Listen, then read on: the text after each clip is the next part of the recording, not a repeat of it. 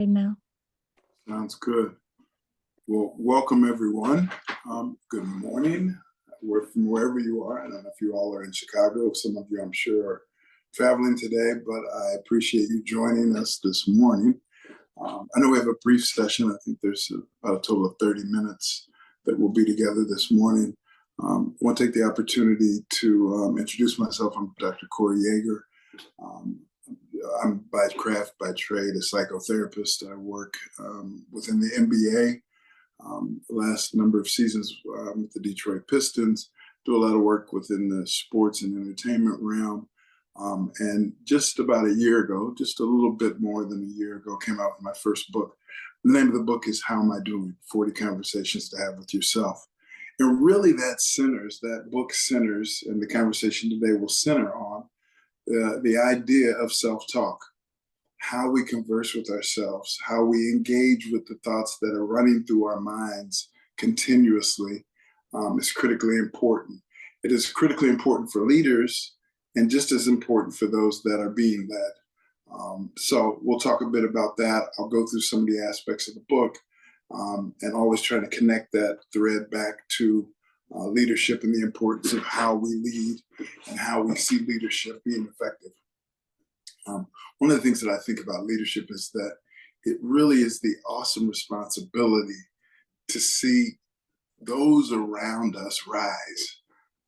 That's a huge responsibility to make sure or bolster those folks around you that you were in charge of, to see them rise and benefit from that process and that support. I think that's really important.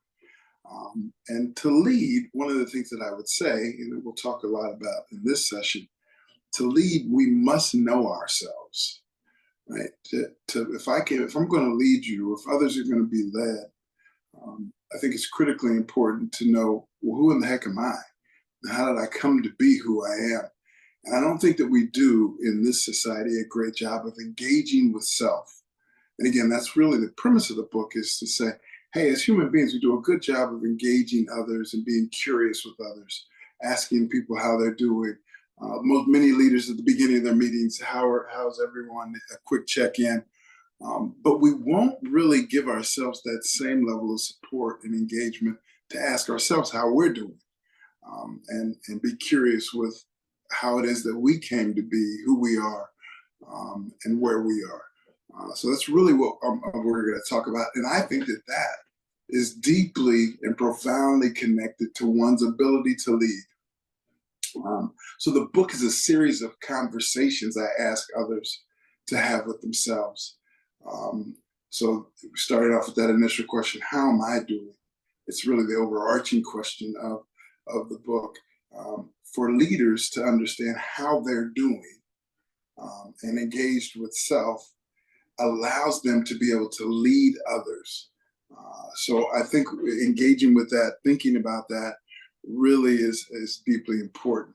So the idea that we're discussing, that I'm presenting or positing, is the idea of self-talk. How we talk to ourselves is critically important. And all too often, we don't really pay attention to the way in which we talk to ourselves. We know that it's happening, but we don't pay deep attention to it. And I think that's a mistake. Even though we know it's happening, we need to find ways in which we can pay attention. There's a couple of things that before I get into some of the questions of the book, that I think many leaders could benefit from, especially in the DEI space, right? If we talk about that diversity, that equity and inclusiveness, there's a really simple question that I think all leaders really should be asking of their people. And I've asked this of so many people when I'm doing talks across the country or working with organizations. It's really simple. At the end of the day, the end of the week, end of the year, how do you know you've done a good job for the organization? So you think about that question. As I ask it, most of you are probably saying, well, how do I know? What's the measurable on that? I think all too often there's no answer. I've had so many people engage with that question and say, well, I don't really know. So that means we're going at the work every day and we don't really know how to measure if we're succeeding. doesn't make a lot of success. I mean, a lot of sense. In the basketball world, it would be like, we're not going to keep score. So we're going to go at it at each game, but we're not going to keep score. So we don't know who won at the end of the day. It doesn't make much sense. So how are we engaging in a way that we can answer that question of, at the end of the day, week, month, year, here's how I'm measuring success. Here's how I know that I'm doing a good job for the organization. We should be able to collectively answer a question like that. So as leaders, we usually have those few people around us that are really important. And as the ones of you on this call or that are listening or watching, those 2 or 3 or 4 people that are critically important to your success. If you think about those, as I say those names right now. Recording in progress. You can think about those names and they come to mind. But as you know how important they are to you, how often are you telling those people how important they are? That goes a long way. If you engage with others and let them know how important they are to you and how much you appreciate them, people work doubly, triply as hard for you if you let them know that. And it even becomes more deeply and profoundly impactful if you let others know that in front of a bigger group. So if I say to somebody that's really a good worker and is in my corner and is really doing a fabulous job, to tell them one-on-one that they're doing a great job is really important. To tell them in front of the broader team how good of a job they're doing is even more important. So I think that's simply some things that we should be thinking about. So I'm just going to hit a few things on the premise of the book that I think could be important for leaders to engage with the book, to have folks under their charge engage with the book. And I'll just kind of go through some of them quickly so you can get a sense of how this may serve you in the DEI leadership realm. As we begin to talk about self-talk, one of the first questions in the book is, do you have an encouraging inner voice? Right? So we all have this inner voice, but all too often it's a negative self-talk, a negative inner voice telling you that you can't succeed, well, you're not going to be able to get this done. You don't have the right team to really kind of push this whole agenda forward.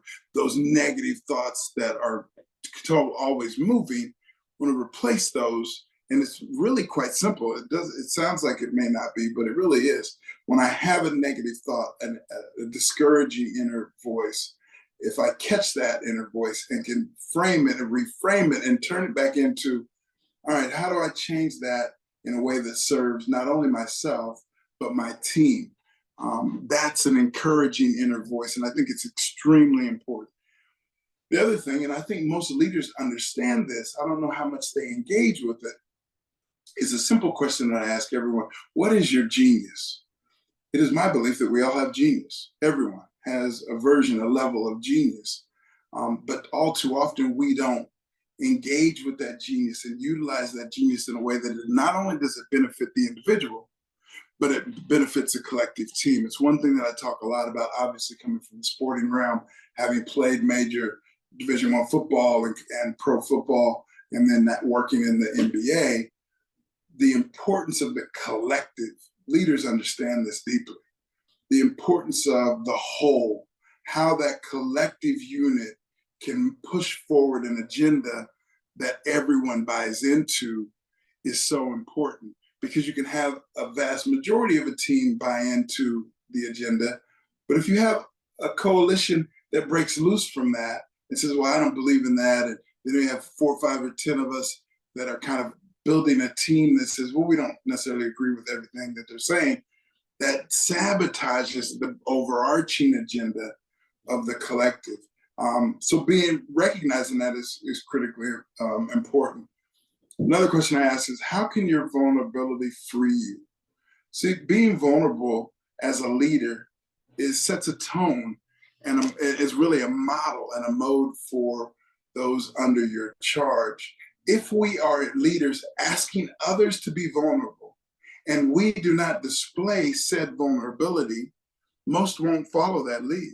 Well, you're not vulnerable, why would I be? And I think that's very true. Simply put, that's very true. So how do we find ways without you? That doesn't mean you divulge all your personal this, that, or the other, But in front of your team, how do you show vulnerability in a way that models it for them? I think it's critically important, and it's something that we can do, but we have to be intentional in our thoughts around how to do that and when it makes sense. And it has to be genuine, right? You can't really fake vulnerability because vulnerability takes a level of courage. You can't really fake courageous conversations. So in the DEI space, one of the things that I think that we're nervous to really take on, and some of us are moving in that direction, is the concept and idea of race and gender inequity, and sexual orientation inequity. We really will mask it oftentimes almost in the name that we utilize in terms of diversity. What does diversity mean? Well, diversity just means different. Well, every person in the world is diverse, right? But when we specifically drill down into issues of race and sexual orientation and gender and ageism, I think one of the things that we tend to do is put a big blanket and cover everything at once, which can be, not always is, but can be almost a way out of getting very specific. Because one of the things that I talk a lot about, my work in the Smithsonian around implicit bias, is to say when we have conversations that are specific to race or gender or sexual orientation, that we must learn to hold the conversation. It's one thing to begin the conversation.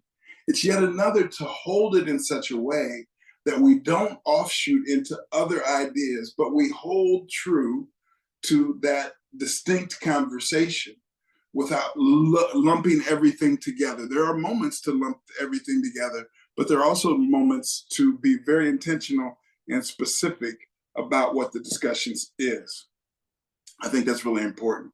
The other thing that I talk a lot about is this idea that as leaders, we have folks under our charge that may have a tendency to lean into one of these two spaces.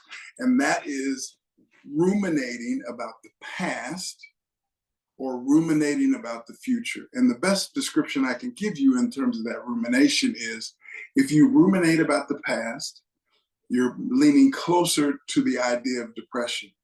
If you're ruminating about the future, you're leaning more closely to the idea of anxiety.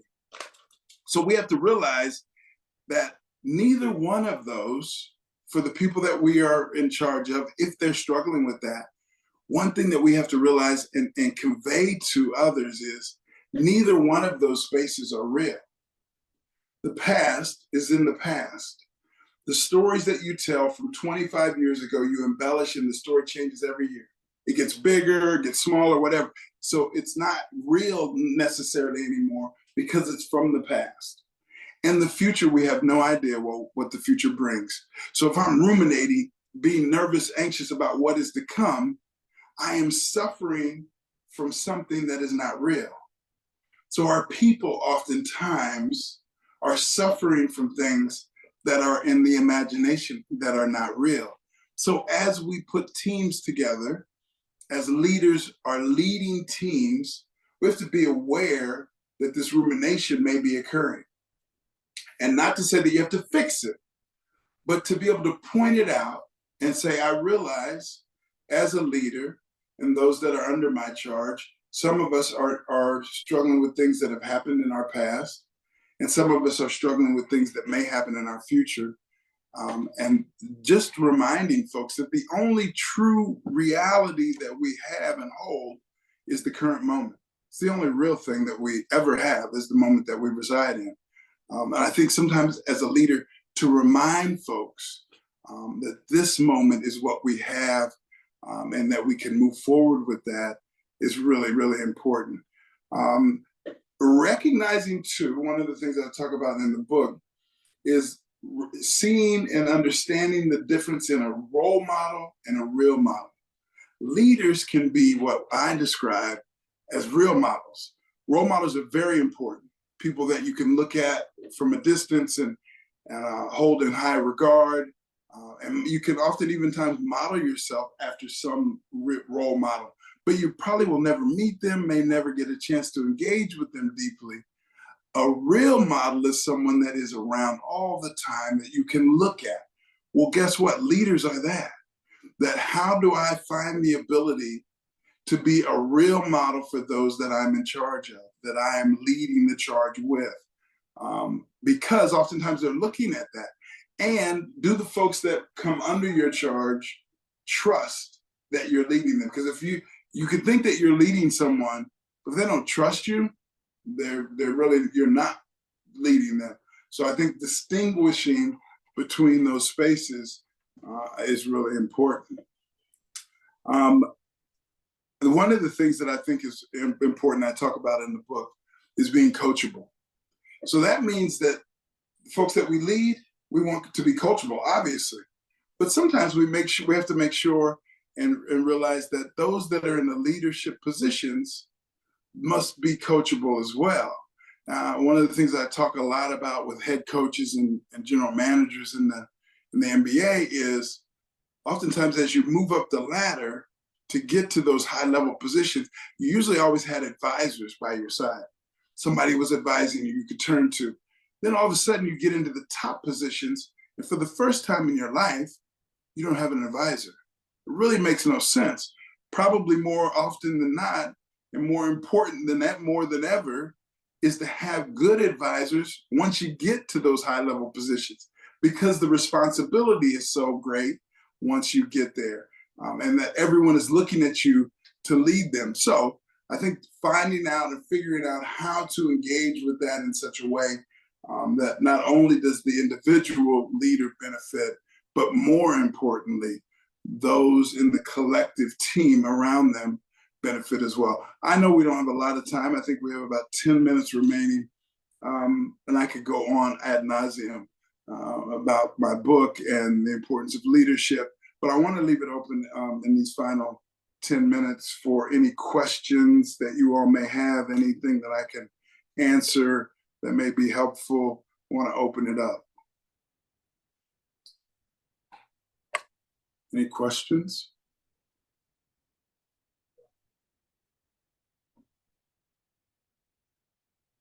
No questions. I answered like everything. That's crazy. That never happens.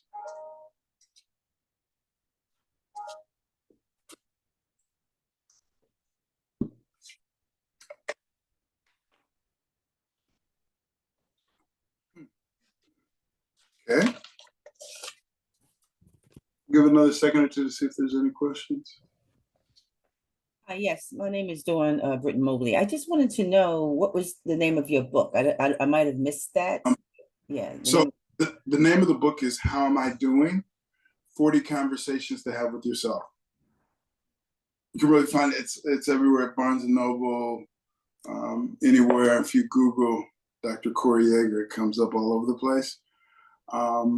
So that's, yeah, How Am I Doing is the name of the book. Thank you for the question. Thank you.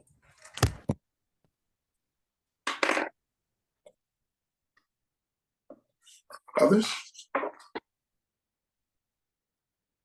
There is a question in the chat. It says, how do you lead someone with trust issues from prior leadership or work hurt? Yeah, I think oftentimes it's almost like being hurt in a relationship. We oftentimes bring that baggage with us. Not oftentimes, we always do.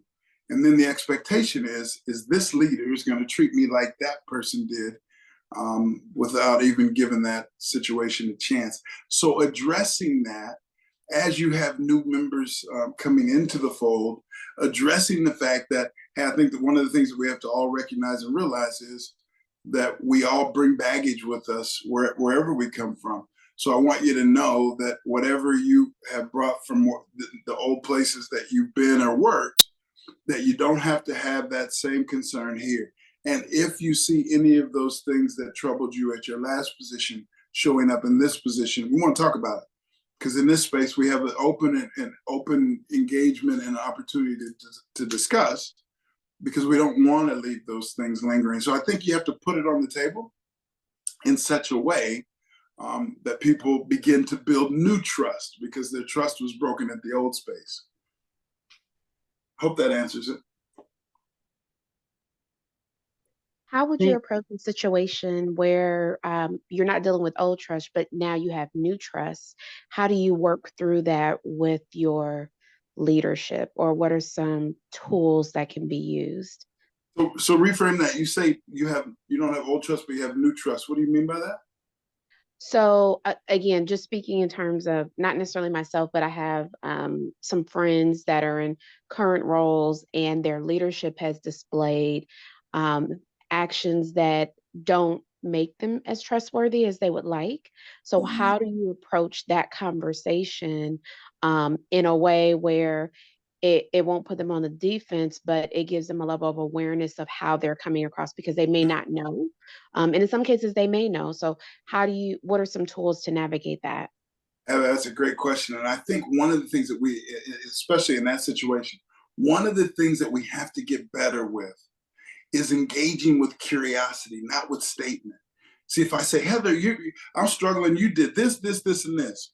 What's Heather going to immediately do more often than not is get defensive. And I want to defend my space. And now the battle ensues, and we're not even now any longer talking about the issue that we began with. It's just now we're both trying to hold our ground, and it doesn't help. But if we enter with a version and level of curiosity, Heather, I know I've only been here for a while, but I'm trying to understand how you all build trust and how leaders work here, because this is kind of foreign how I've seen things operate for me. This is kind of odd to me. So just wanting you to help me better understand why it is that we at this organization do X, Y, or Z, or why you as a leader do X, Y, and Z, because I want to have a better frame of understanding, and I'm not really getting it. So you see, Heather, what I did there is I challenged that person. And once you challenge with curiosity, they are now obligated to answer, right? Because if I go with a statement, Heather, don't do this, I don't like you to, now you don't have to answer to anything. You just get to challenge back. But if that curiosity is what I lead with, all of a sudden, the person has to, I got to answer that. I have to give you something.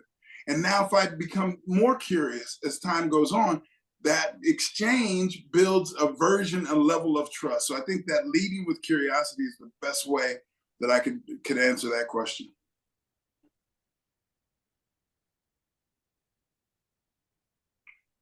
Others? You are mentioning about rumination, right? Can you expand on that? Rumination. So rumination really is that over concern or worry at a high level. And I think that especially given the context that we're coming out of with the pandemic and the isolation, all the things that we've had in this country, especially the racialized tension that this country is dealt with. I'm here in Minneapolis, and Minneapolis, George Floyd, this has kind of been the epicenter of racial unrest in the country. So all of those things are kind of into the recipe of who we are as people. And that means as leaders, those are the people that are showing up in your spaces. So I think what we've done, all too often with our people as leaders is decontextualize who they are, right? If I can decontextualize, it's easy just to kind of tell you, go do this, go do that.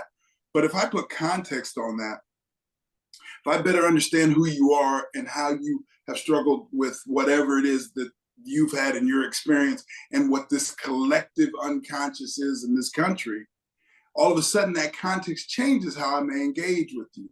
So recognizing that many people are ruminating, they are worried about what has happened, right? Going back to that isolation and all of the things the struggles that we've had in the country, and that comes into their everyday life. And they also are ruminating about what may happen.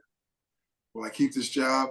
Do they like me here? All of these things that may be out into the future or in the past. And what I submit to you is that is the suffering from things that are imagined, right? They're not real. The only thing that's real is the current moment. So that rumination gets in the way of my ability to engage and grow and be curious, because now I'm worried about the past, the future. So that's really what I mean by that rumination. Hopefully that answers the question you had. Dr. Yeager, to just kind of elaborate on that a little bit more, because as a leader, sometimes our people are ruminating, right? And they can't Yeah. get themselves out of that space. Hmm. How as a leader should I be approaching that situation to help them, because there is that what you had just said is true, right? There's so much going on in our external environment, and there's always some concern or lack of trust in the company, or, am I going to be the next person that's going to get laid off? Those kinds of things. And that kind of worry. What are some ways in which we can, help coach our teams or help some of our team members get out of that space a little bit and live in the now? Yeah, Sharon, that's a great question. One of the things, so I'll start this by saying I'm biased because I'm a psychotherapist. But I think one of the things that we must do, especially in the framework of thinking as a DEI leader, is finding and figuring ways in which we can bring support and resource to our crew, our members, our family members at the workspace. So in terms of resources, saying, all right, do we have psychological, therapeutic type support available? All right, so we're going to have someone that's coming in to do some group conversations about kind of where things are. The leaders will be absent. It'll be only team members, whatever it is. Finding those resources in which people get an opportunity to get things off their chest. Because you can best believe, Sharon, and you know this well as a leader, that once we have a team, say you have a team of 50, coalitions are formed within that team of 50. So you may get 35 people that are really on board, but now you have a coalition of 7 and a coalition of 8 that don't agree, that say, I don't like how Sharon is leading. I don't like the things that we're dealing with. And now those coalitions oftentimes sabotage the agenda, right? So how do we address those coalitions within, as well as serve the 35 that are already on board? Because we can't forget them. So I think it is that engagement and being curious with your teams about, how do y'all want support? What are some ways in which you all think that we can be better supportive of where things are and where things are headed? I think just that statement, that curiosity of, as a leader, asking, because that's a vulnerable thing to do, as I spoke about earlier. It's vulnerable to ask your team, how can I be better? How can we support you better? Because oftentimes they may tell you the truth and you may not want to hear it. But the truth is what it is. So finding those ways in which to engage with your team, to get some of those truths moving that you can support. And you're not going to be able to resource everything. But I think just that care and concern matters. Great question. Thank you. I appreciate it.